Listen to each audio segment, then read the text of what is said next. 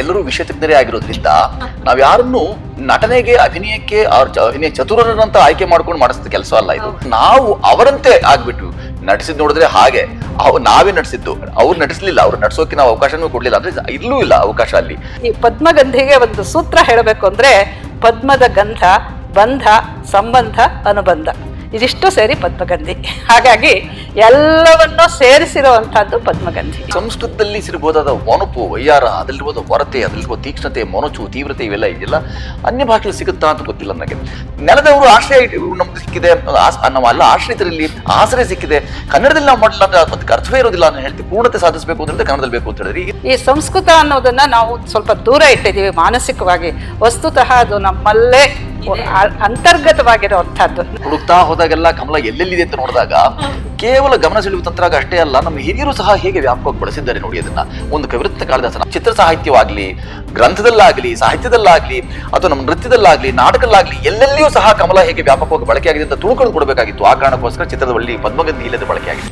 ಈ ತತ್ವಶಾಸ್ತ್ರಕ್ಕೂ ಕೂಡ ಒಂದು ಕಮಲ ಸಂಕೇತವಾಗಿ ಬಂದು ನಿಂತ್ಕೊಳ್ಳುತ್ತೆ ಅಂತ ಹೇಳಿದ್ರೆ ಅದರದ್ದು ಬಹಳ ಘನವಾಗಿದೆ ಅದರ ಉಪಸ್ಥಿತಿ ಅಂತ ಅನ್ಸುತ್ತಲ್ಲ. ನಮ್ಮ ಭಾಸ್ಕರಾಚಾರ್ಯರು ಕೂತು ಸಮಸ್ಯಾಪೂರ್ಣಕ್ಕೂ ಕಮಲವನ್ನು ಆಶ್ರಯಿಸಿದ್ದಾರೆ. ಯಾಕೆ ನಮಗೆ ಅದನ್ನು ಸಹ ನಾವು ಚಿತ್ರದಲ್ಲಿ ಅಳವಡಿಸಿಕೊಂಡಿದ್ದೇವೆ.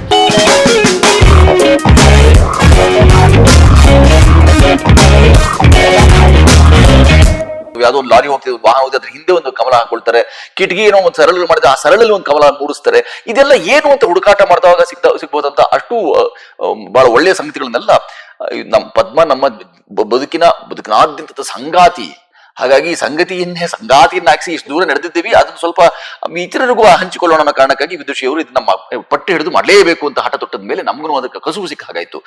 ಯಾವ್ಯಾವುದೋ ಕಸ ಮಾಡ್ತಿರ್ತೀವಿ, ಅದರಲ್ಲಿ ಕಸುವು ಇರುವಂತ ಈ ಕೆಲಸವನ್ನು ಮಾಡೋಣ ಅಂತ ಹೇಳಿ ಶುರು ಮಾಡಿದ್ದು ಪದ್ಮಗಂಧಿ ಆಯ್ತು. ಕಸುವು ರಸಾನೂ ಇರುವಂತದ್ದು. ಅಂದ್ರೆ ಟ್ರೇಲರ್ ನೋಡಿದಾಗ ಇಡೀ ಚಿತ್ರೀಕರಣ ಆಗಿರಬಹುದು, ಪಾತ್ರಗಳ ಆಯ್ಕೆ ಆಗಿರ್ಬಹುದು, ಎಷ್ಟು ಸೂಕ್ತ ಅಂತ ಬರೀ ಟ್ರೇಲರ್ ನೋಡಿದಾಗ್ಲೇ ಅರ್ಥ ಆಗುತ್ತೆ. ಪಾತ್ರಗಳಿಗೆ ಅಂದ್ರೆ ಇಂಥ ಒಂದು ಪಾತ್ರಗಳಿಗೆ ಇವರೇ ಇರಬೇಕು ಅನ್ನೋಂಥ ನೋಡಿದ ಕೂಡಲೇ ಅಷ್ಟು ಒಪ್ಪುವಂಥದ್ದು. ಹೇಗೆ ಇದು ಪಾತ್ರಗಳ ಆಯ್ಕೆ ಹೇಗೆ ಸರ್? ಅವ್ರು ಯಾರು ಪಾತ್ರಧಾರಿಗಳಾಗಿರ್ಲಿಲ್ಲ, ಎಲ್ಲರೂ ವಿಷಯ ತಜ್ಞರೇ ಆಗಿರೋದ್ರಿಂದ ನಾವ್ ಯಾರನ್ನು ನಟನೆಗೆ ಅಭಿನಯಕ್ಕೆ ಅಭಿನಯ ಚತುರರನ್ನಂತ ಆಯ್ಕೆ ಮಾಡ್ಕೊಂಡು ಮಾಡಿಸಿದ ಕೆಲಸ ಅಲ್ಲ ಇದು. ಎಲ್ಲರೂ ಅವರ ಸದ್ವರ್ತನೆ, ಅವ್ರು ಏನ್ ವಿಷಯ ತಜ್ಞ ಬಹಳ ಕಾಲದಿಂದ ಅವರು ಅನ್ವೇಷಣೆ ಮಾಡಿದ್ದಾರೆ, ಸಂಗ್ರಹ ಇದೆ ಅವರಲ್ಲಿ, ಅದನ್ನ ಪ್ರಸ್ತುತಪಡಿಸೋದಕ್ಕೆ ನಾವು ಅವರಂತೆ ಆಗ್ಬಿಟ್ಟು ನಟಿಸಿದ್ ನೋಡಿದ್ರೆ ಹಾಗೆ ನಾವೇ ನಟಿಸಿದ್ದು, ಅವ್ರು ನಟಿಸ್ಲಿಲ್ಲ, ಅವ್ರು ನಟಿಸೋಕೆ ನಾವು ಅವಕಾಶನೂ ಕೊಡ್ಲಿಲ್ಲ ಅಂದ್ರೆ ಇಲ್ಲೂ ಇಲ್ಲ ಅವಕಾಶ ಅಲ್ಲಿ.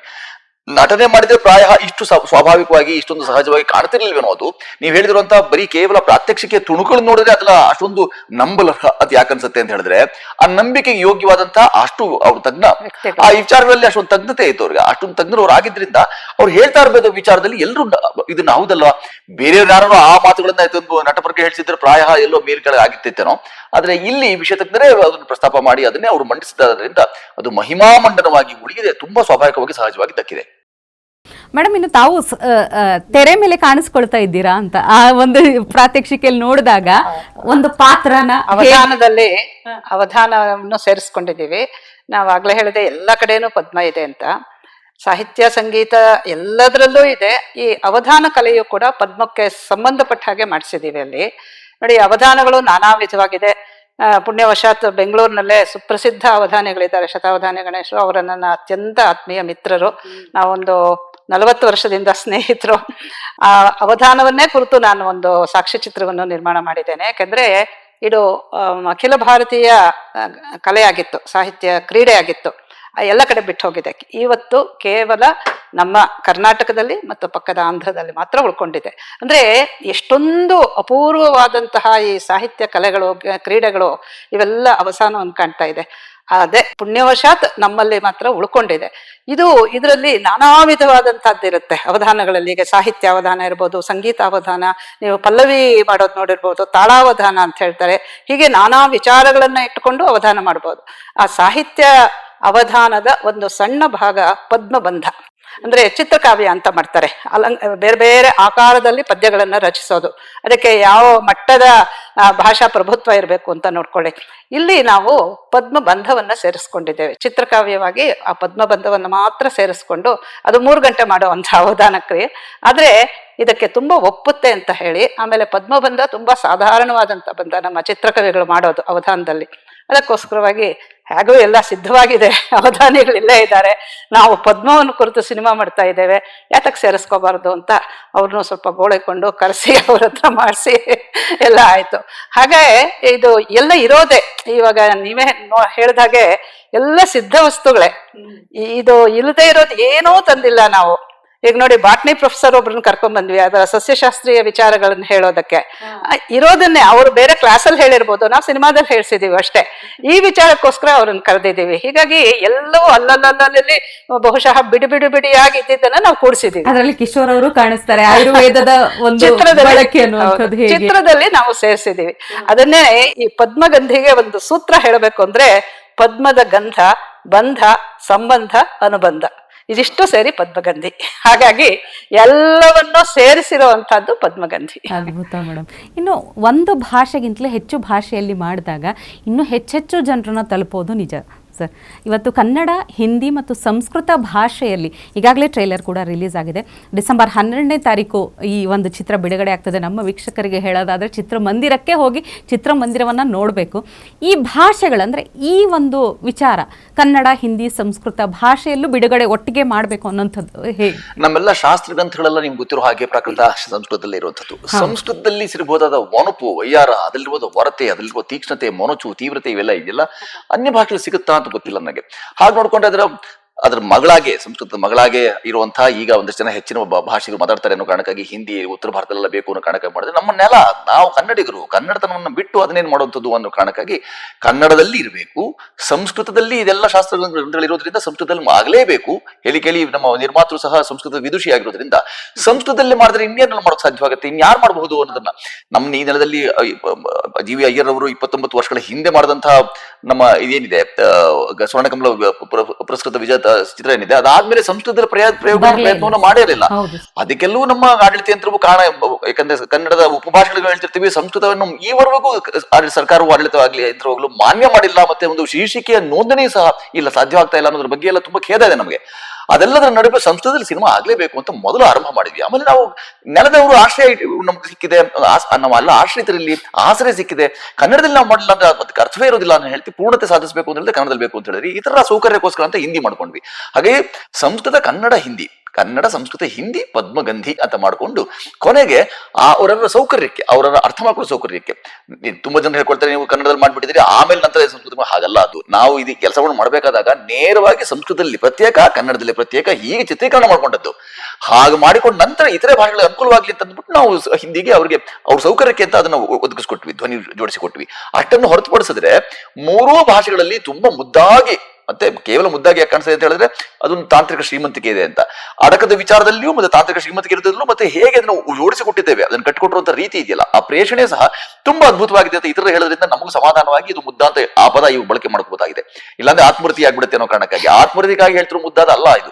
ನಿಜವಾದ ಅರ್ಥದಲ್ಲಿ ಈಗಷ್ಟೇ ಚಿತ್ರನ ಮರುಮ ನೋಡ್ಕೊಂಡ್ ಬಂದ್ವಿ. ಈಗ ಉಪಗ್ರಹಕ್ಕೆ ಹಾಕಿಸಿ ಬಂದ್ವಿ. ಈಗ ಆ ಉಪಗ್ರಹ ಸಹ ಹಾಕಿದಾಗ್ಲೂ ಸಹ ನಮ್ಗೆ ವರ್ಣೋನ್ನತಿ ಆಗಿರ್ಲಿ ಅಥವಾ ಭಾಷೋನ್ನತಿ ಆಗಿರ್ಲಿ ಅಥವಾ ಇತರೆ ಚಿತ್ರಗಳನ್ನ ಹೋಲಿಕೆಯಲ್ಲಿ ನಾವು ನೋಡಿದಾಗ ಎಷ್ಟು ಚಂದ ನಮ್ಮ ಈ ಭಾಷೆಗಳು, ನಮ್ಮ ಕನ್ನಡ, ನಮ್ಮ ಸಂಸ್ಕೃತ ಈ ಹಿಂದಿಯಲ್ಲಿ ಮಾಡಿದಿರುವಾಗ ಇನ್ನೆಷ್ಟು ಚಂದ ಇದೆಯಲ್ಲ ಅಂತ ಯೋಚನೆ ಮಾಡ್ತಾ ಮಾಡಿದ್ದು ಪದ್ಮಗಂಧಿ ಆಗಿರೋದ್ರಿಂದ ಈ ಭಾಷೆಗಳಲ್ಲಿ, ಬಹುಭಾಷೆಗಳು ಇವಾಗ ಅನೇಕರು ಹೇಳ್ತಿರುವಂತದ್ದು ನಮ್ಮ ಭಾಷೆಗಳಲ್ಲೂ ನಾವು ಮಾಡಿಕೊಳ್ತೇವೆ.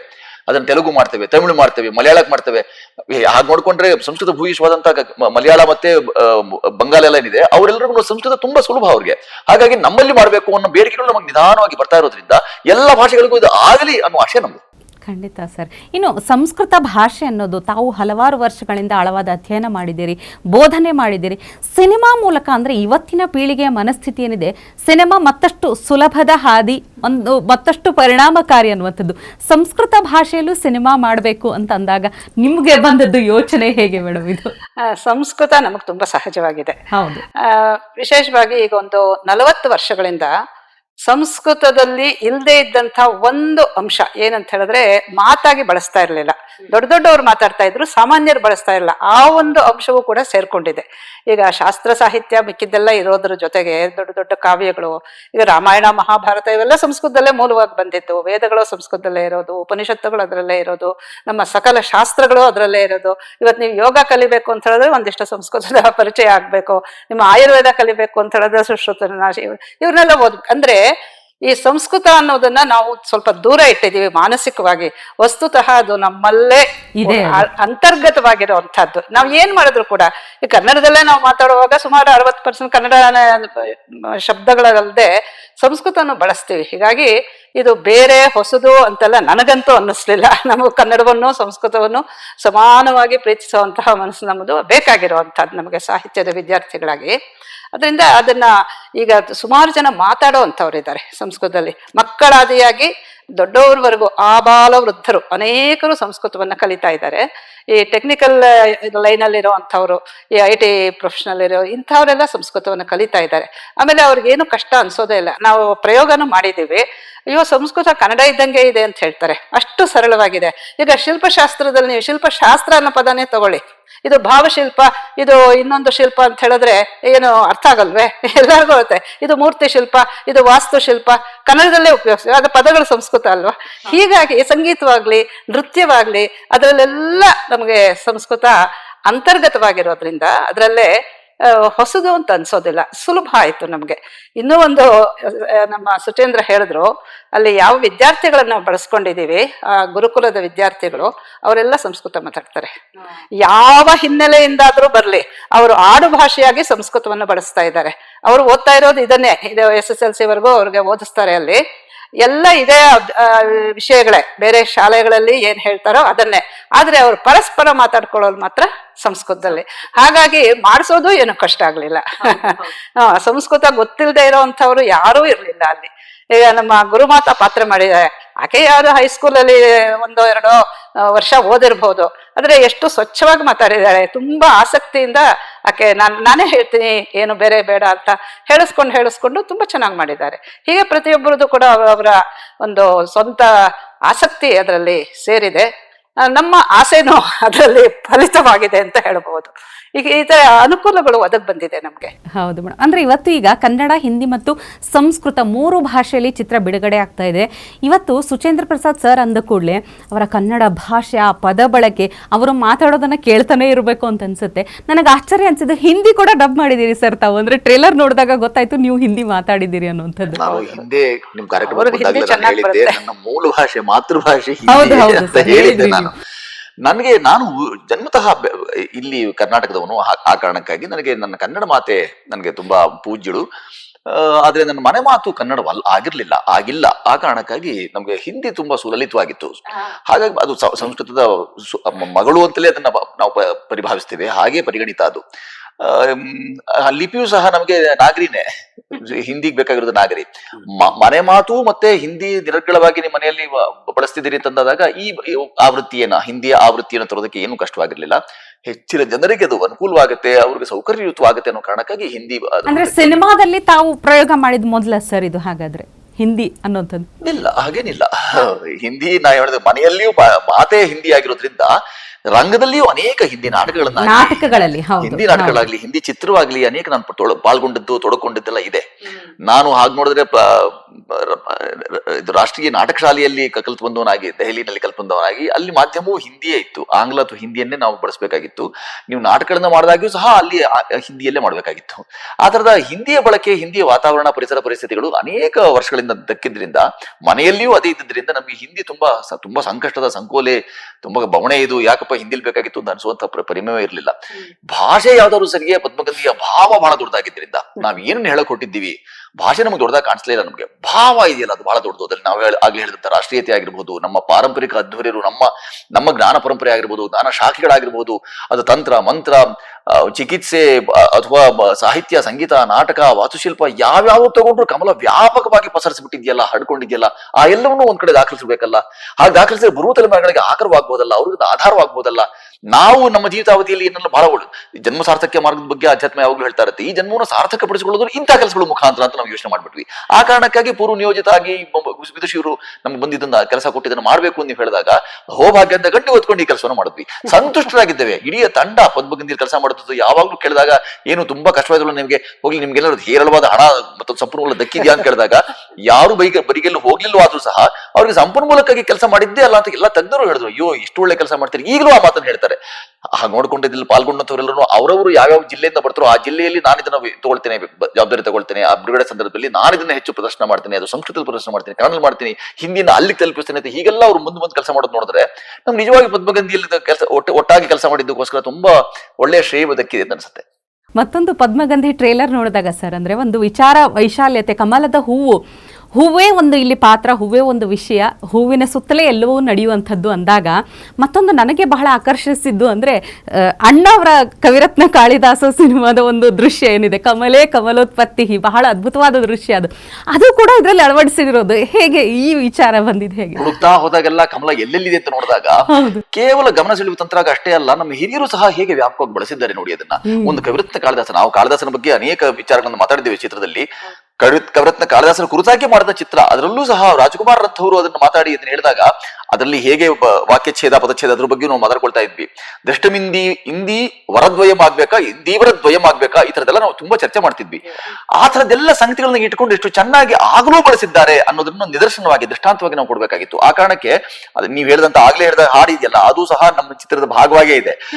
ಈ ಮಕ್ಕಳೆಲ್ಲ ಬಂದು ಕೂತ್ಕೊಂಡು ಕಮಲ ಅಂತ ಎಲ್ಲೆಲ್ಲಿ ಸಿಗುತ್ತೆ, ಅದರಲ್ಲಿ ಕಮಲನಯನ ಕಮಲವದನ ಅಂತ ನಮ್ಮ ನಾರದರು ಹೇಳುವಂತ ಹಾಡು, ಈ ತರದ ನಮ್ಮ ಚಿತ್ರ ಸಾಹಿತ್ಯವಾಗ್ಲಿ, ಗ್ರಂಥದಲ್ಲಾಗ್ಲಿ, ಸಾಹಿತ್ಯದಲ್ಲಾಗ್ಲಿ, ಅಥವಾ ನಮ್ಮ ನೃತ್ಯದಲ್ಲಾಗ್ಲಿ, ನಾಟಕದಲ್ಲಾಗ್ಲಿ, ಎಲ್ಲೆಲ್ಲಿಯೂ ಸಹ ಕಮಲ ಹೇಗೆ ವ್ಯಾಪಕವಾಗಿ ಬಳಕೆಯಾಗಿದೆ ಅಂತ ತುಣುಕೊಂಡು ಕೊಡಬೇಕಾಗಿತ್ತು. ಆ ಕಾರಣಕ್ಕೋಸ್ಕರ ಚಿತ್ರದ ಬಳಿ ಪದ್ಮಗಂಧಿ ಇಲ್ಲದ ಬಳಕೆಯಾಗಿದೆ.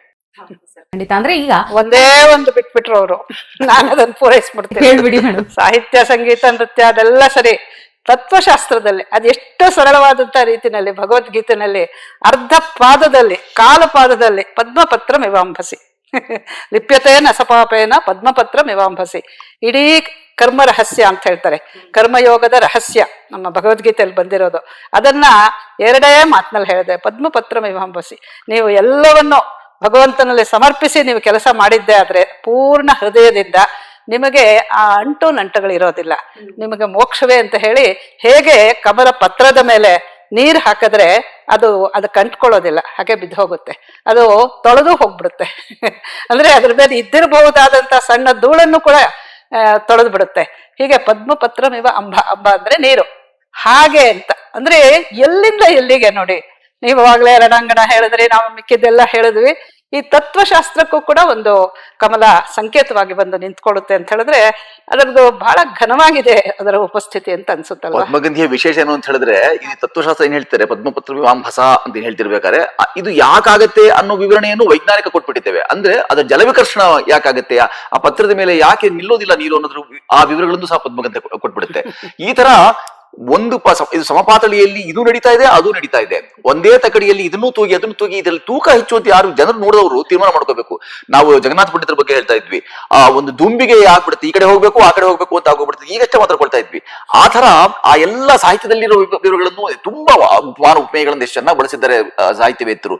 ಕಾಳಿದಾಸನ ಭಾಸ ಬಾಣ ಯಾರಾದ್ರೂ ಸಹ ನಮ್ಮ ಭಾಸ್ಕರಾಚಾರ್ಯರು ಸಮಸ್ಯಾ ಪೂರ್ಣಕ್ಕೆ ಅಂತ ಲೆಕ್ಕ ಅಲ್ಲಿಯೂ ಸಹ ಸಮಸ್ಯಾ ಪೂರ್ಣಕ್ಕೂ ಕಮಲವನ್ನು ಆಶ್ರಯಿಸಿದ್ದಾರೆ. ಯಾಕೆ ನಮ್ಗೆ ಅದನ್ನು ಸಹ ನಾವು ಚಿತ್ರದಲ್ಲಿ ಅಳವಡಿಸ್ಕೊಂಡಿದ್ದೇವೆ. ಅಂದ್ರೆ ಕಮಲ ರಾಶೇಸ್ತ್ರ್ಯಂ ಅಂತಾನೆ ಹೇಳ್ಕೊಳ್ತಾರೆ ಅವರು. ಇದನ್ನು ಯಾಕೆ ಈಗ ಸಮಸ್ಯಾ ಪೂರ್ಣಕ್ಕೆ ಕಮಲವನ್ನು ಆಶ್ರಯಿಸಿದ್ರು ಅಂತ ಅದನ್ನ ಆ ಥರದೆಲ್ಲ ಹುಡುಕಾಟವನ್ನ, ಆ ಥರದೆಲ್ಲ ಅನುಸಂಧಾನವನ್ನ ಪದ್ಮಗಂಧಿ ಮುಖಾಂತರ ಮಾಡೋ ಪ್ರಯತ್ನ ನಡೆದಿದೆ. ಹಾಗಾಗಿ ವಿಶೇಷ ಚಿತ್ರ ಪದ್ಮಗಂಧಿ. ಖಂಡಿತ ಸರ್. ಅಂದ್ರೆ ಇವತ್ತು ವೀಕ್ಷಕರ ದೃಷ್ಟಿಯಿಂದ ಒಂದು ಸಿನಿಮಾ ಅನ್ನೋದು ಮನರಂಜನೆಗೋಸ್ಕರ ಮಾತ್ರ ಅಲ್ಲ, ಒಂದು ಸಾಮಾಜಿಕ ಸಂದೇಶ ಆಗಿರ್ಬೋದು, ಜೊತೆಗೆ ಸಿನಿಮಾ ನೋಡಿದಾಗ ಒಂದು ಅದರ ಕ್ಲೈಮ್ಯಾಕ್ಸ್ ಆಗಿರ್ಬೋದು, ಇಡೀ ಒಂದು ಸಿನಿಮಾ ನಮ್ಮ ಮನಸ್ಸಲ್ಲಿ ದೀರ್ಘಕಾಲದ ಮಟ್ಟಿಗೆ ಬೇರೂರಬೇಕು, ಜೊತೆಗೆ ನಮ್ಮಲ್ಲಿ ಒಂದು ಹೊಸ ಚಿಂತನೆಗಳನ್ನು ಹುಟ್ಟುಹಾಕಬೇಕು, ಹೊಸ ವಿಚಾರಗಳು, ಹೊಸ ಸ್ಫೂರ್ತಿಯನ್ನು ತುಂಬಬೇಕು ಅನ್ನೋಂಥ ನಿಟ್ಟಿನಲ್ಲಿ ಬಹುಶಃ ಎಲ್ಲ ಅಂಶಗಳು ನನಗೆ ಟ್ರೇಲರ್ ಮೂಲಕವೇ ಸುಳಿವಾಗಿ ಸಿಕ್ಕಿದೆ.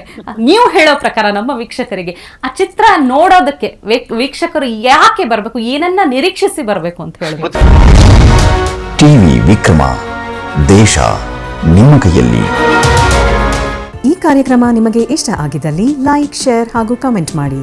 ಟಿವಿ ವಿಕ್ರಮದ ಕಾರ್ಯಕ್ರಮಗಳನ್ನು ನಿರಂತರವಾಗಿ ವೀಕ್ಷಿಸಲು ಸಬ್ಸ್ಕ್ರೈಬ್ ಮಾಡಿ, ಬೆಲ್ ಐಕನ್ ಒತ್ತಿ.